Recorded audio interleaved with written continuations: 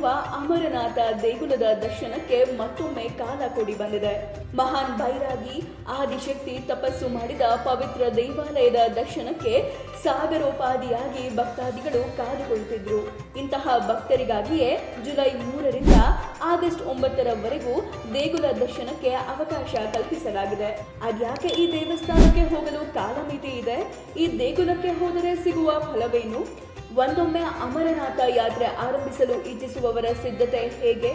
ವಾರ್ಷಿಕ ತೀರ್ಥಯಾತ್ರೆ ವಿಶೇಷತೆ ಏನೆಂದು ತಿಳಿಯಲು ಈ ವಿಶೇಷ ವರದಿ ನೋಡಿ.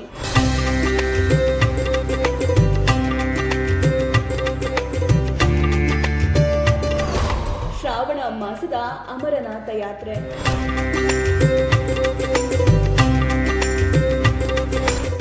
ಶಂಭೋ ಶಂಕರ ಹರ ಹರ ಮಹದೇವ, ಹೀಗೆ ಮಹಾದೇವನ ಭಕ್ತಾದಿಗಳ ಘೋಷವಾಕ್ಯ ಇಡೀ ಜಮ್ಮು ಕಾಶ್ಮೀರ ಆವರಿಸಲು ಸಾಕಷ್ಟು ಸಿದ್ಧತೆ ನಡೆದಿದೆ.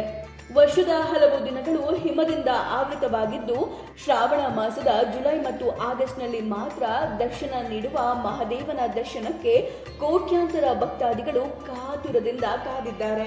ಕಾರಣ ಸಿಂಧ್ ಕಣಿವೆಯಲ್ಲಿರುವ ಈ ಗುಹೆಯ ಹಿಮನದಿಗಳು ಹಿಮಭರಿತ ಪರ್ವತಗಳಿಂದ ಆವೃತವಾಗಿದೆ.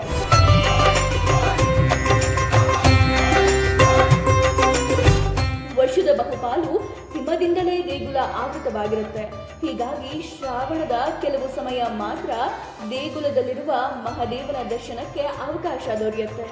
ಜಗತ್ತಿನ ಬೇರೆ ಬೇರೆ ಮೂಲೆಗಳಿಂದಲೂ ಭಕ್ತಾದಿಗಳು ಜಮ್ಮು ಕಾಶ್ಮೀರದ ಅನಂತನಾಗ್ ಜಿಲ್ಲೆಯಲ್ಲಿರುವ ಶಿವಲಿಂಗ ದರ್ಶನಕ್ಕಾಗಿ ಕಿಲೋಮೀಟರ್ ಗಟ್ಟಲೆ ಕಾಲ್ನಡಿಗೆಯಲ್ಲಿ ಆಗಮಿಸುತ್ತಾರೆ. ಈ ಯಾತ್ರೆ ಬಹುಕಟ್ಟಿನ ಮಾರ್ಗದಿಂದ ಕೂಡಿದ್ದು, ಯಾತ್ರಾರ್ಥಿಗಳು ಶ್ರದ್ಧೆ, ನಿರಂತರ ಶ್ರಮ ಹಾಗೂ ಭಕ್ತಿಯಿಂದ ದೇವರ ದರ್ಶನ ಮಾಡಲು ಅವಕಾಶ ಇದೆ. ಸ್ವಯಂಭೂ ಲಿಂಗದ ವೈಶಿಷ್ಟ್ಯ.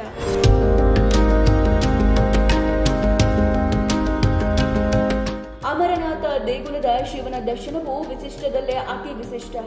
ಕಾರಣ ಅಮರನಾಥ ಪರ್ವತದಲ್ಲಿ ಸ್ವಯಂಭೂ ಲಿಂಗವಾಗಿದೆ. ಇದು ಪರ್ವತದ ಮೇಲೆ 12,756 ಅಡಿ ಎತ್ತರದಲ್ಲಿ ಹಾಗೆ 130 ಅಡಿ ಎತ್ತರದ ಗುಹೆಯೊಳಗೆ ಸ್ವಯಂಭೂ ಆಗುವ ಲಿಂಗವೇ ಈ ಮಹಾನ್ ಯಾತ್ರೆಯ ಆಕರ್ಷಣೆಯಾಗಿದೆ.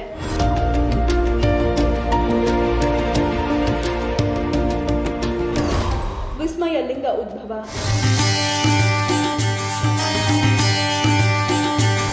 ಮಹಾಭಾರತ ಮತ್ತು ಪುರಾಣ ಕಥೆಗಳ ಪ್ರಕಾರ ಲಿಂಗವು ಶಿವನ ಪ್ರತಿರೂಪ ಆಗಿದೆ. ಹಿಮಾಲಯದಲ್ಲಿ ಗುಹೆಯ ಮೇಲಿರುವ ಹಿಮ ಕರಗಿ ಗುಹೆಯ ಬಂಡೆಗಳಲ್ಲಿ ನೀರು ಸೋರುತ್ತಿದ್ದಂತೆ ಲಿಂಗವು ಬೆಳೆಯುತ್ತೆ. ನಂತರ ಲಿಂಗವು ಕ್ರಮೇಣ ಕ್ಷೀಣಿಸುತ್ತೆ. ಶಿವನು ತನ್ನ ದೈವಿಕ ಪತ್ನಿ ಪಾರ್ವತಿಗೆ ಜೀವನ ಮತ್ತು ಶಾಶ್ವತೆಯ ರಹಸ್ಯವನ್ನ ವಿವರಿಸಿದ ಸ್ಥಳ ಇದು ಅಂತ ಹಿಂದೂಗಳು ನಂಬ್ತಾರೆ.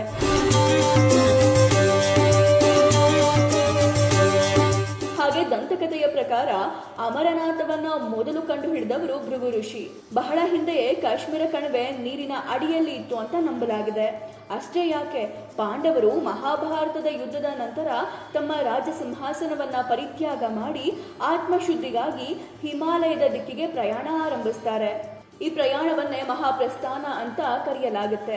ಕೆಲ ಧಾರ್ಮಿಕ ಉಲ್ಲೇಖಗಳಲ್ಲಿ ಪಾಂಡವರು ಈ ಸಂದರ್ಭದಲ್ಲಿಯೇ ಅಮರನಾಥ ಗುಹೆಗೆ ಆಗಮಿಸಿ ಶಿವನ ದರ್ಶನ ಪಡೆದು ಮೋಕ್ಷದ ಮಾರ್ಗದಲ್ಲಿ ಪಥ ಪ್ರಾರಂಭಿಸಿದರು ಎಂಬ ನಂಬಿಕೆ ಇದೆ.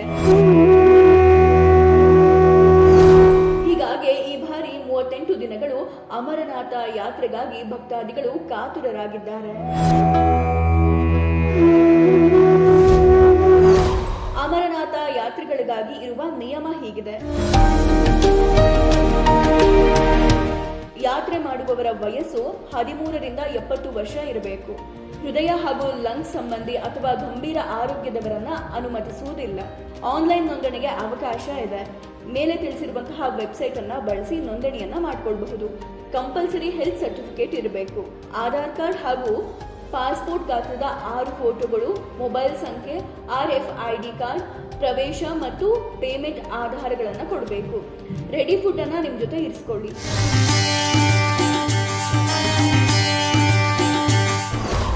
ಇನ್ನು ಶಿವ ದರ್ಶನವನ್ನ ಪಡೆದ್ರೆ ಫಲ ಏನು ಗೊತ್ತಾ?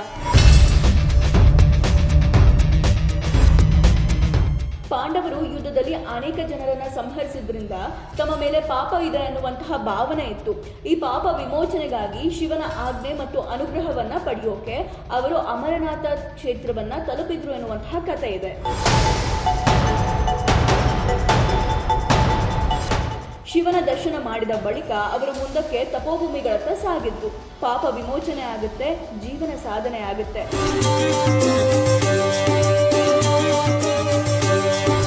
ಹೀಗೆ ಎರಡ ಅಮರನಾಥ ಯಾತ್ರೆ ಒಂದು ಶ್ರೇಷ್ಠದಲ್ಲಿ ಶ್ರೇಷ್ಠವಾದ ಯಾತ್ರೆಯಾಗಿದ್ದು ಭಕ್ತಾದಿಗಳ ನಂಬಿಕೆಯನ್ನ ಕಾಯ್ತಾ ಇದೆ. ವರ್ಷದಿಂದ ವರ್ಷಕ್ಕೆ ಭಕ್ತರ ಸಂಖ್ಯೆಯು ಏರಿಕೆಯಾಗಿದೆ. ಸೊ ಜೈ ಶಂಕರ. ಇದಾಗಿತ್ತು ಈ ಹೊತ್ತಿನ ವಿಶೇಷ. ನೋಡ್ತಾ ಇರಿ ಇನ್ಸೈಟ್ ರಶ್ ನ್ಯೂಸ್.